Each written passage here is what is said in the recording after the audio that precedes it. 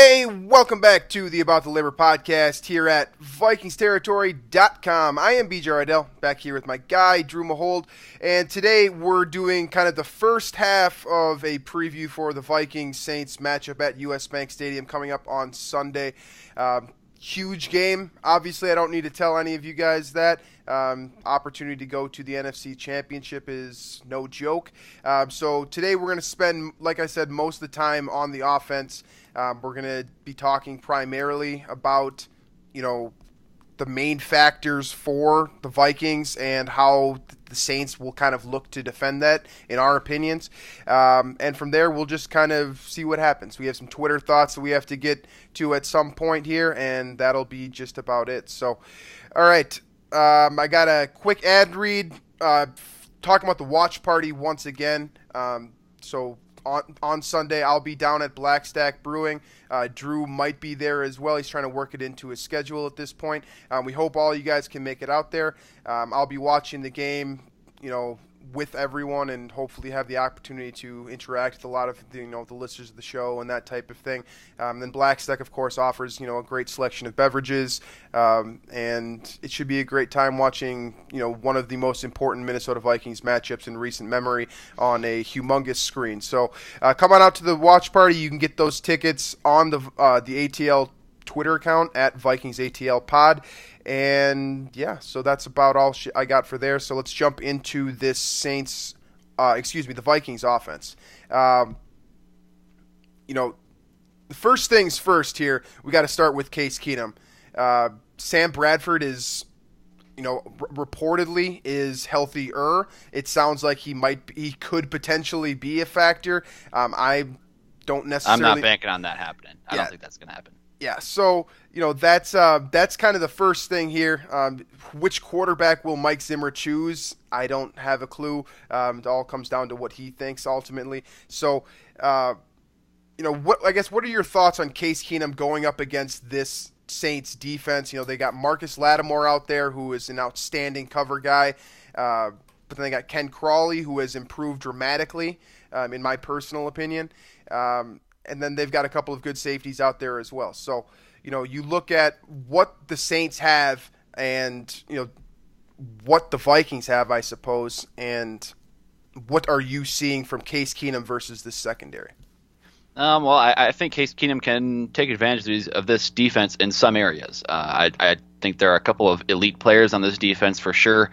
There's a reason they've risen up the ranks from the last couple of years where they've been kind of looked at as, a laughingstock almost defensively, especially against the pass. But they brought in some guys. I think, their couple draft picks last few years have been used on some good young players, Von Belly and Marshawn Lattimore in particular in that secondary. Lattimore's been a stud as a rookie corner, and I would assume that he would travel on the outside with Stephon Diggs. And then I believe Ken Crawley will look at he'll probably be on the outside as well, so it'll probably be Treadwell or if Thielen's outside. But I think where the Vikings can take advantage of the secondary is lining Thielen up in the slot against P.J. Williams, who, in my opinion, is their worst, the weakest link in their defense as a nickel corner in coverage. I think Thielen has the size advantage there. He's got the matchup advantage. He's got the route running, the instincts, the agility. I think he can take advantage of that matchup, and I think the Vikings should look to isolate those two guys. Otherwise, I think their linebackers can also be exploited by Kyle Rudolph and Jerick McKinnon. We saw the Panthers do this last week. Tight end Greg Olsen had a big day. I think he had 8 or 9 catches for over 100 yards. And Christian McCaffrey had a couple of nice, catch and run bursts through the Saints defense. And I think a lot of that is due to the linebackers being a step slower than those two guys. And I think the Vikings have the template there with Rudolph and McKinnon to kind of not exactly replicate it, because I think Olsen and McCaffrey are a much higher quality duo than what the Vikings have. But I think the Vikings have the template in place to kind of replicate that to some degree. So I think that's how the Vikings should take advantage of the Saints, and that's how they should plan to attack. But I think first you have to establish the run, and I think that will be a little bit of a challenge against this Saints front four, which I think has a lot of talent. Sheldon Rankins, Cameron Jordan, etc. There's a lot of talent up there, and I think once that run is established, You can go at them with play action pass. You can attack those weaknesses in their defense. So it'll be big to establish the run, but then also Case Keenum's got to take advantage of those weaknesses. P.J. Williams, Manti Te'o, Robertson at linebacker, and get the ball to McKinnon and Thielen and Rudolph. Yeah, you look at specifically those linebackers, like you said. I think Manti Te'o is an extremely talented player. You go back to when he was in college, he had that whole scandal with the whole Notre Dame thing and whatnot, and it seems like he's improved dramatically since that point in time. Right? Oh, yeah. I think he's very instinctive. He can be dangerous to a degree, but I do think that the Vikings offense can handle that.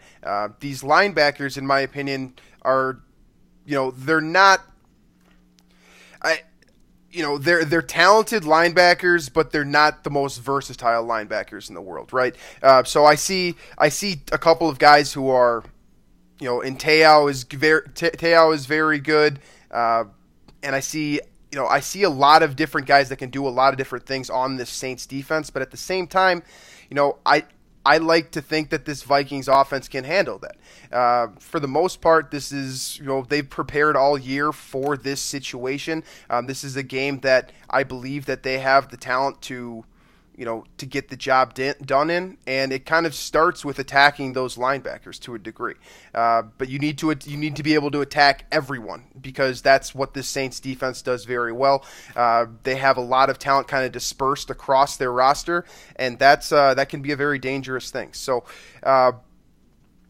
as a whole, I like to think that this Vikings offense can handle just about anything they throw at them. Keep doing a lot of the things that are working. Thielen is playing very well. Continue to get him targets. Diggs is playing very well. Continue to get him targets.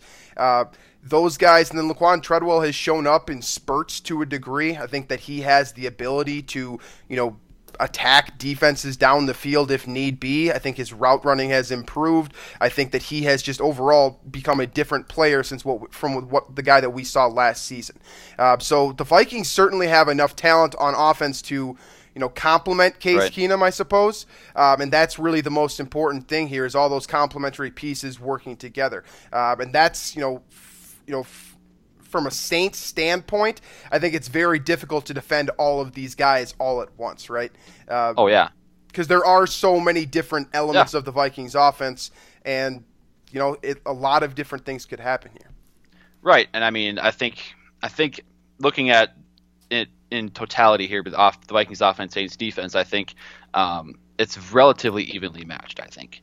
There are some holes on both sides, but I think overall there's, like you said, there are, in all areas of the unit, whether it's the Vikings offense or Saints defense, I think there are players that can hurt you. So, I think the next dynamic then to look at is, I touch on this every single show, it feels like, but situational football. Third down conversions, red zone opportunities, etc. And the Saints defense is not actually that great on third down. They're 27th in the league, allowing 41% on third down. And the Vikings offense, I believe, finished the year third in the NFL in third down conversions at, I think, just close to 45%. So that gives me some hope about this game, that that's this Vikings offense, the way they've converted on third down, the way how creative Pat Shurmur has been in creating easy plays for Case Keenum to make. It looks like the Saints have had troubles of their own on third down, and so that could be the difference in this game. Is if the Vikings do have that edge and put that edge on display in this game, I think that could be the difference here. And another thing too, I would like to add, kind of dealing with situational football, is the Vikings playing from behind, because I've said this throughout the year, and I don't think this team is built to play from behind offensively, and it's a lot of that is my doubts with Case Keenum. I still kind of have that those spider webs on me about his past and his reputation, and maybe that's wrong of me to have, and those beliefs are wrong of me to have, but I can see a scenario where Drew Brees gets off to a hot start, maybe goes down and scores a couple times early, and the Vikings are down more than one possession, and I don't see this team coming back. This team needs a balanced attack with running game and passing game together to succeed, I think.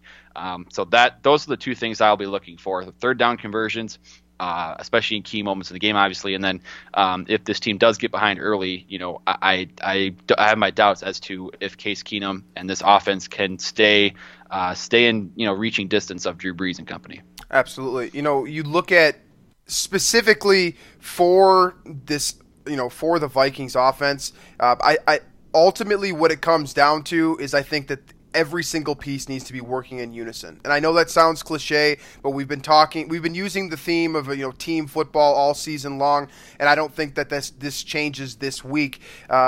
Looking at what the Saints are able to accomplish defensively, they're more of to a degree. I see a lot of similarities to the 2009 unit the Vikings faced a decade ago.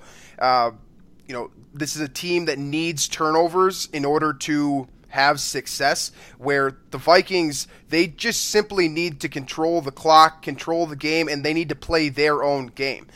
They need to not psych themselves out because this is a big game. Case Keenum is, just first career playoff start. I mean, right. It's a big moment for him, and it's, every single human being is it will wilt under that pressure to some degree, and it's just right. how well you can keep that under wraps, right? When that moment hits you, is it warm-ups? Is it your first snap? Is it a big third down right. play? If you're a human being, you're going to fall, you're going to succumb to that pressure at some point, but it's, from there, it's how you deal with it, how you overcome it, and right. how you respond in that moment. And we're going to find out a lot about Case Keenum as a quarterback and as a person this week, because again, like you said, that's not an element we should ignore in this game. Is Case Keenum's first career start? It's going to be huge, the biggest moment of his football playing career, and it's how he responds will define him, I think, as a quarterback, because his career mostly has been pretty low key. He's been kind of a journeyman backup, and this has been his first big shot. And now the real test and the real way quarterbacks are measured, legacy wise, is the playoffs. So this is his big shot here. Absolutely, and this is going to be a tough matchup no matter how you look at it. Across the board, I mean, you can see all of the talent on the Saints defense, but there's, in my opinion, a ton of talent on the Vikings offense as well. So it really comes down to, like you said earlier in the show, situational football. When can you get it done? Forcing situations where the Vikings aren't staring down third and long consistently. That means being able to run the football effectively with both Jerick McKinnon and Latavius Murray, who have been mix and match throughout the year and likely will continue to be, thrown all over the place. This ultimately comes down to how Pat Shurmur can call the game. He has been effective throughout the season in manipulating the offense to help, to kind of influence the defense and force them to play Vikings football. We'll see if that continues, but for the most part, this is a game where the Vikings need to be on their P's and Q's from the start, and they need to continue to just play Vikings football. And if they do that, it seems like this is a game that they certainly can win playing at US Bank Stadium, where that crowd noise will certainly be a factor.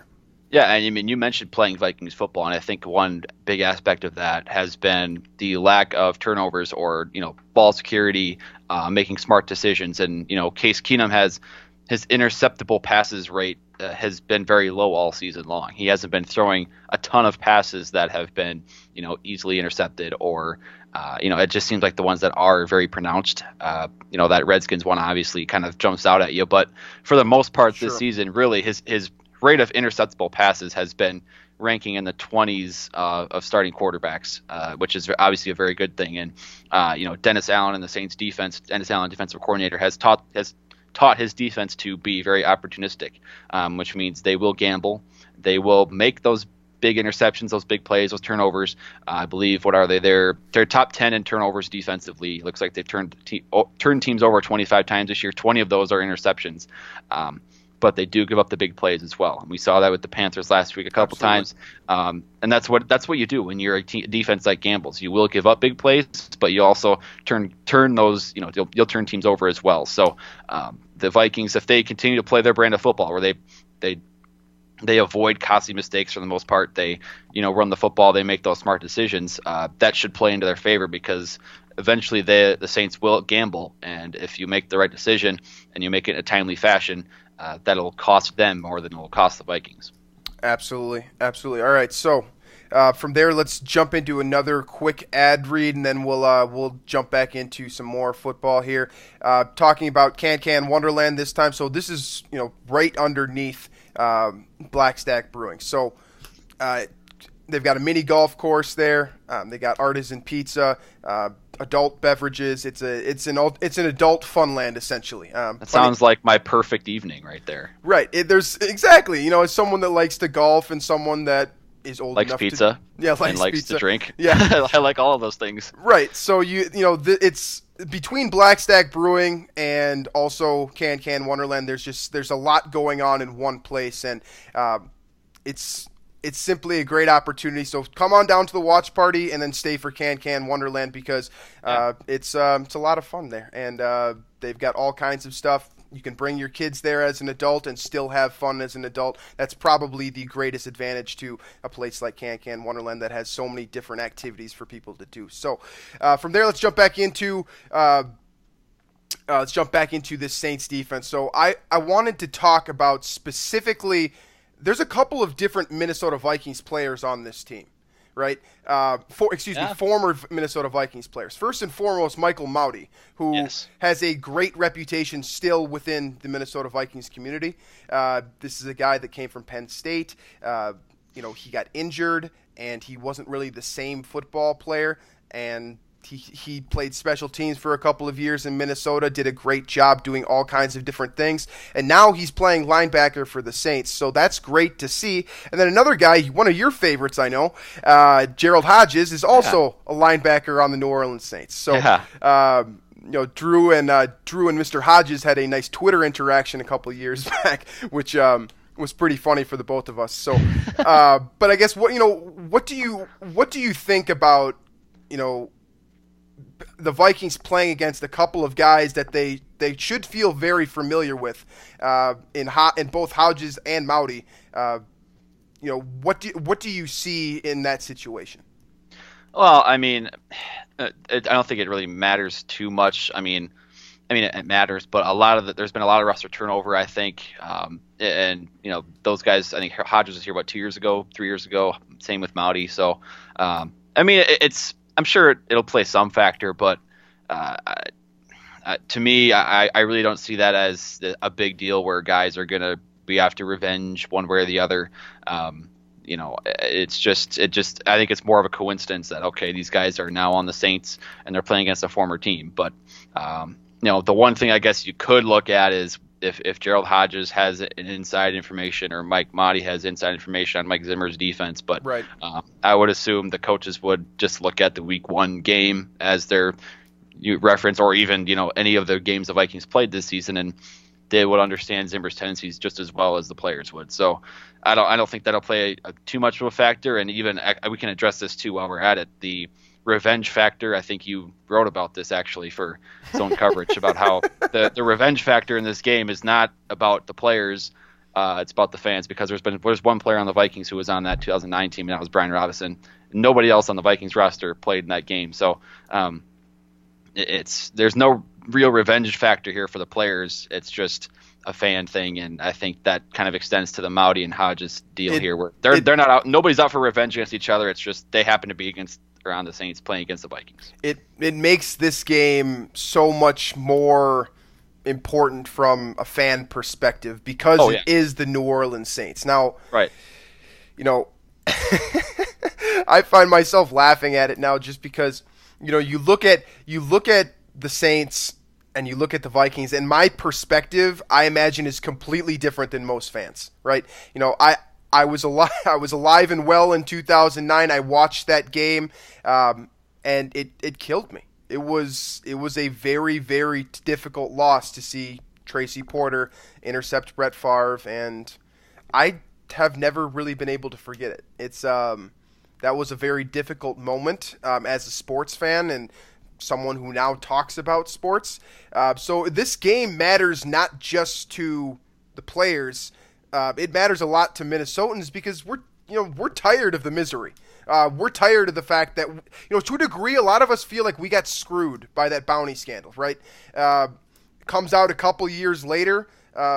This is why I really think the crowd will be a huge factor. Right. It's not because people say home field advantage, and they kind of take it for granted. A lot of people do across the league. They have the home field advantage, sure, but I think this Vikings game especially, A, it's US Bank Stadium, and A, it's the Vikings fan base that's always loud anyway. Mm-hmm. But I would imagine it's going to be taken to an extra level, and I think.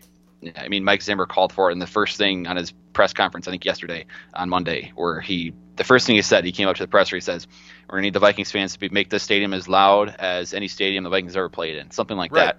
And, I mean, I love that. I think he really understands how much a home field advantage can make a difference if it's, that big of I mean, it can make that big of an impact. You see guys, not knowing what the play call is, or not knowing, not hearing the quarterback make adjustments at the line of scrimmage. That can be a big deal. And I think this extra fan revenge, like it's not that it doesn't matter to the players, right? I mean, like you said, Brian Robinson definitely cares, right? And it's that it can actually impact the game through the fans at the game. That's kind of what I'm trying to get at here. Yeah, it's it's a huge difference maker, I think, because the Vikings are playing at home this time, right?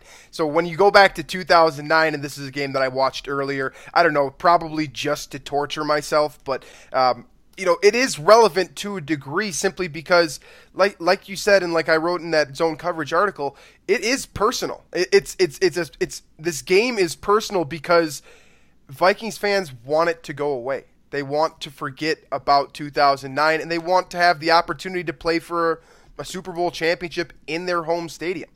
This game matters a lot. So, it instinctively worries me looking back at 2009 that, they're going to look at the film and they're going to see, well, the best possible way to win this football game is to knock Case Keenum out of the game, right? Something along those lines. It's just... I really doubt, like I'm 99.99% sure that would be out of the equation, right?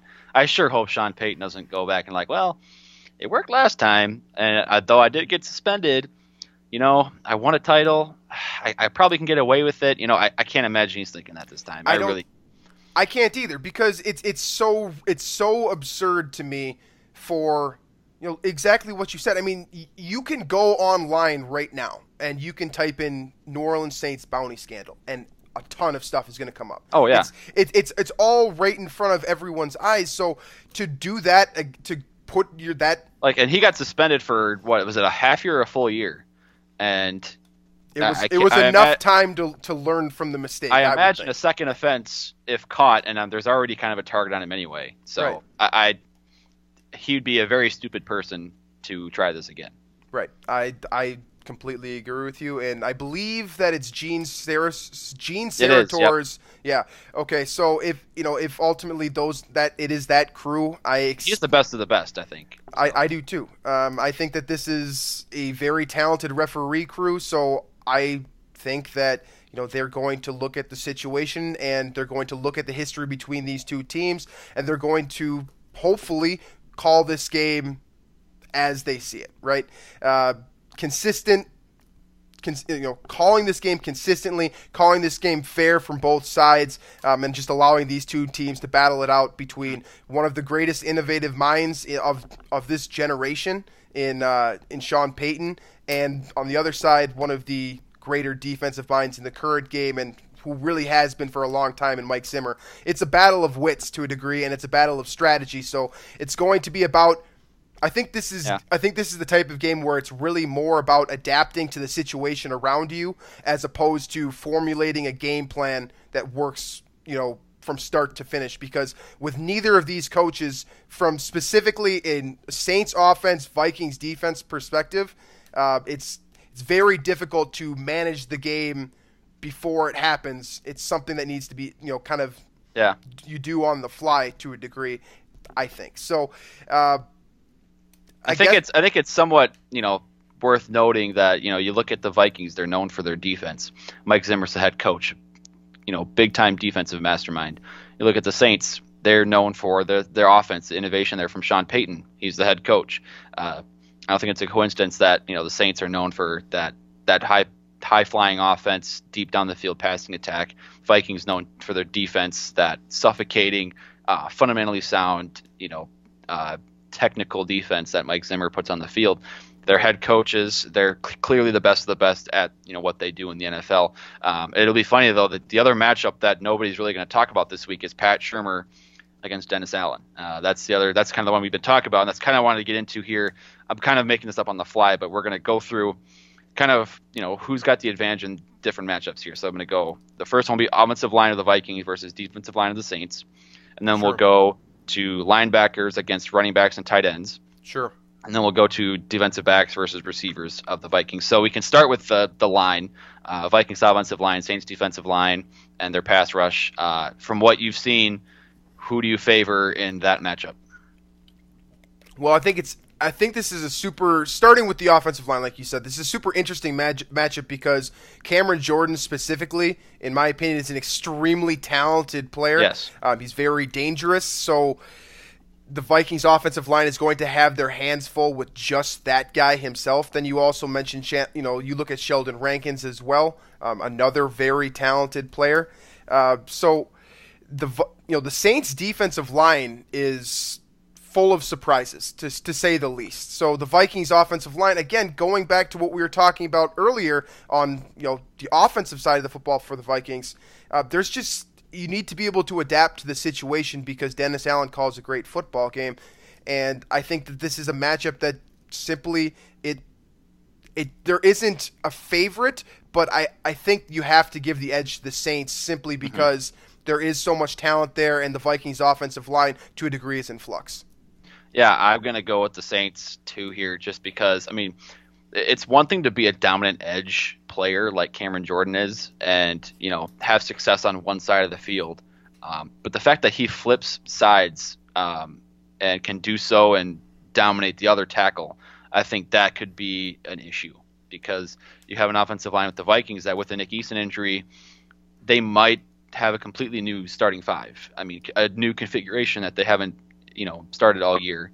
That could cause communication issues. And when you have, Rankins, Jordan, you have who else is on that? Trey Hendrickson. You have all these guys that can, wreak havoc. And I think I got to go with the Saints in that matchup. But we can move on to we've talked about this one before, but the linebackers and then the running backs and tight ends of Minnesota. I guess this is more so looking at the passing offense of the Vikings, but it also could pertain to the running game as well. So who do you got there?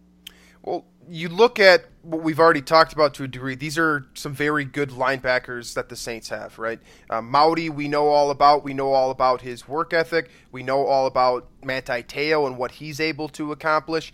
Craig Robertson is a guy that I'm not too familiar with. So, as a whole, I think that the Vikings have enough talent offensively to do some damage against these linebackers. At the same time, though, again, Dennis Allen calls a good football game. He manages the situation well. So I think this is a situation where you can give the advantage to the Vikings simply because there is a lot of talent all over the place. Between Kyle Rudolph, receivers that can come over the middle and attack defenses, and also the running game with Latavius Murray, Jerick McKinnon. Mac Brown even. There's so many different talented players in this Vikings running back group that, I think that it makes the most sense to give the edge to the Vikings in this situation. Yeah, I think I will too. I just think, I've mentioned this before, but I think Jerick McKinnon needs to be featured here in this game. I do think, in a yards per attempt basis, the Saints actually do allow a relatively high number per carry of yards. Right. So I think once the ground game gets going with Latavius Murray, it should anyway, based on what on paper says, right? Then I think you feature Jerick McKinnon, you get him involved, but whether it's a slot, outside, out of the backfield, running the football with outside stretch runs, etc. I think he can take advantage, and he has the speed to beat these guys, Te'o, Robertson, Mauti to the outside. And then I think Rudolph's size is big. I think these linebackers aren't huge people, so I think Rudolph and McKinnon together should be able to beat this combo. So I'm picking the Vikings in this matchup. And then our last little, matchup here we created here, the receivers of the Vikings versus the Saints DBs. I think the Saints might have the best player on the field. You can argue that with Adam Thielen, but I think the best player in this matchup altogether is Marshawn Lattimore. But who do you got in the overall matchup? Lattimore is interesting because from a potential standpoint, this guy is outstanding, right? Mm-hmm. But especially as a rookie, to be as dominant as he has been, and then playing across from a guy in Ken Crowley, who I think has been a very good number 2 cornerback as well. So you look at across the board this secondary. Von Bell is very young. Crawley and Lattimore also very young. So there's a lot of kind of young pieces here with somewhat lack of experience to a degree. And I think that that's difficult for, this is the first big game a lot of these guys are playing as well, right?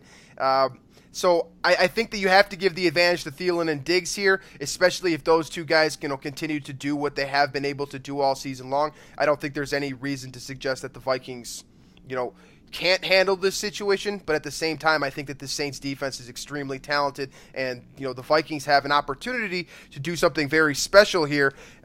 So I think you give the edge to the Vikings here, but I think that it would be very problematic to overlook what the secondary is capable of. Yeah, see, this is almost a toss-up for me because, I think Lattimore against Diggs will be a really, really, really good matchup. I'm going to give the edge here to Lattimore.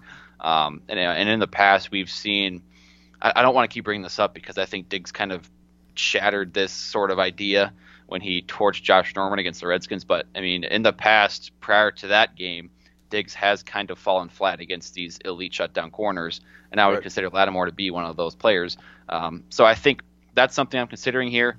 And I think Marcus Williams at safety has also been a lot better than anybody expected. You got Von Bell out there. You have Ken Crowley, who you mentioned is, he's a pretty solid number 2 guy, but I think he can be taken advantage of, and he had a couple big penalties against the Panthers. I'm going to give the edge to Minnesota just because of Thielen in the slot against P.J. Williams. I think who it would be. I think that matchup really favors the Vikings if they go after that one. So I'm going to go with the Vikings barely just because I think Thielen's edge over P.J. Williams kind of negates any other edge that the Saints would have in the secondary against these receivers. So, but the thing about the Vikings receivers is it's essentially Thielen and Diggs here. You cycle in Treadwell and Wright and Floyd a little bit, but they don't get looked at very much. They're almost kind of out there just to occupy one defender to their side of the field. And then, Diggs and Thielen and Rudolph primarily make up the progression with McKinnon in there too on screen. So we'll see if those guys get mixed in. But I think that matchup for Thielen is primarily why I'm going to pick the Vikings barely here in this one. Right. Like you said, we've been preaching this for how many weeks now? It's a team sport, and the reason why the Vikings have been so dominant is because it seems to me that every single level is playing well. Mm-hmm. Whether that's I feel like we kind of shifted into the defense. We started with the offense. We weren't planning on talking defense, but that's what we're doing now. So, you look at, what the Vikings are able to do from an offensive standpoint on top of what they're able to do from a defensive standpoint. Right. And I think that they have so many moving parts where it's simply difficult for anyone to handle this type of situation. So, I'm with you that Thielen in the slot is probably, a difference maker to a degree. But at the same time, anything can happen. Anything can happen on Sunday. That's just how football works. Oh, yeah. And, this is a situation where it's high intensity, high passion, high energy, so many different things happening that, I'm going to give the advantage to the Vikings overall. I believe in this team. I believe that this team has the opportunity to do something great here. But at the same time, I think that it's really important to be hyper aware of the fact that the Saints have a lot of very good players as well. Yeah, that's you don't get to the divisional round and beat a pretty solid 11-5 Panthers team right without having very good players on your team. So I kind of want the game to be like right now, but I'm also like don't want to face the anxious and the emotions and everything that I'm going to have in that game. So I don't know if I want that to happen right now or if I want to happen. I want to keep pushing it down the road. But regardless, it's going to be bananas. I think it's going to be a wild ride because I do not believe this will be a blowout or kind of like a was it 2-possession game last time or there was a garbage time touchdown when these two teams played last. I really don't think it'll be that. I can't imagine a scenario right now where one team wins by more than a score. It's going to be a tight one, and it's going to go down to the end. And I think the reason I'm giving the Vikings the edge at this point is, again, that situational football stuff that I talked about. The Saints aren't the best team in the world on third down. That's kind of, being generous. The Vikings are very, very good on third down on both sides. So that's where I'm leading right now. But, we'll get into the rest of the matchups here and then next edition of the show where we continue our pregame primer that we usually do. We split up into two sections this time. Yeah, so this is Stay Hungry Part 1. We'll get Stay Hungry Part 2 out later this week because that's ultimately the most important thing here. It's just for the guys to go into the office and do their thing, game plan accordingly, and again, come up with an adaptable game plan where they're able to basically fight through adversity, fight through the all of the energy and just the situation as a whole. I will admit, I will tell you right now, I'm anxious just thinking about it because I know how important this is from not just a player perspective, but also a fan perspective. And I think the Vikings have the opportunity to do something very, very big this weekend here. And I suppose we'll see how that goes. But that's it for this particular episode. Like I said this on Twitter earlier this week, going to be relatively short episodes leading up to this matchup, and then we'll have some sort of kind of a post-game rapid reaction thing going from Can Wonderland as well. That's following the game on Sunday. So zonecoverage.com is where you can find my work. VikingsTerritory.com is where you can find Drew's work. His skull scale is up already. That's probably something we could talk about on the next show, honestly. And yeah, so zone coverage, Vikings Territory, Castbox is where you can find us. That's kind of our primary spot for downloading and subscribing. But you can also get us on iTunes, Stitcher, Google Play. Find us on Twitter at VikingsATLPod. Myself, Robert Reidell, Reidell. There you go. That's how you spell your own last name. That's how I spell my own last name. You're right. And then Drew Mahowald, Mahowald. And like I said, we will be back later on this week. One last thing, make sure to check out SOCOM Creative. I've talked about them on the last couple of shows, but they're sort of our agency. They help us manage our time more effectively, I suppose. And they do a heck of a job doing it, putting us in a position where we can do this show regularly and, accomplish things that we've been trying to accomplish for 154 episodes now. So thanks for joining us as always, folks, and we will catch you later on this week.